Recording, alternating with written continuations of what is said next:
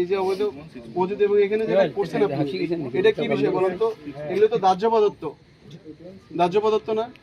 এখানে যদি একটা দুর্ঘটনা ঘটে, এটা তো প্রাণঘাতী হতে পারে। অবশ্যই কি আপনারা বুঝতেছেন তো? আপনাদের এই তেলটা কোথাকার? পার্বতী ডিপো না বগুড়া থেকে নিয়েছেন? পার্বতী ডিপো। এই যে যমুনা, আজকে ডেট, এই যে আচ্ছা, পদ্মা যমুনা দুটো আছে।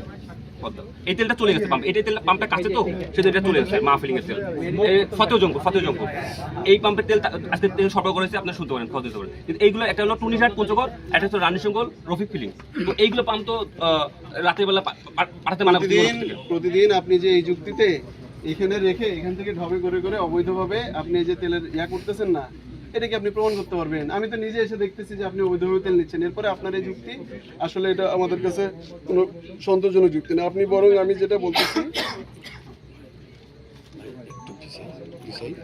মানে গাড়ি হয় ডিপোতে থাকবে, না হলে সেই ডিপোতে তো গাড়ি রাখার জায়গা নাই। তেল, এই যে তেলগুলা আসতেছে, তেলে যে আমরা যারা তেল কিনি বা গাড়ি চালাই, যারা গাড়ি ব্যবহার করে, এটা আমরা সেবা গ্রহণ করি। পাম্পগুলো আমাদেরকে সেবা দেয়, সেবা প্রদানকারী কর্তৃপক্ষ।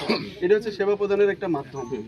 এই মাধ্যমে আপনি তো, এটা তো অবহেলা, এটা অবহেলা নয়, কি বলেন? আমার কথা বুঝেন। আপনি এখানে যে রাখছেন, এটা রেখে এখানে যেভাবে নিচ্ছেন, এটা অবহেলা, এটা অবশ্যই এটা অবহেলা হচ্ছে এবং অবহেলা হয়ে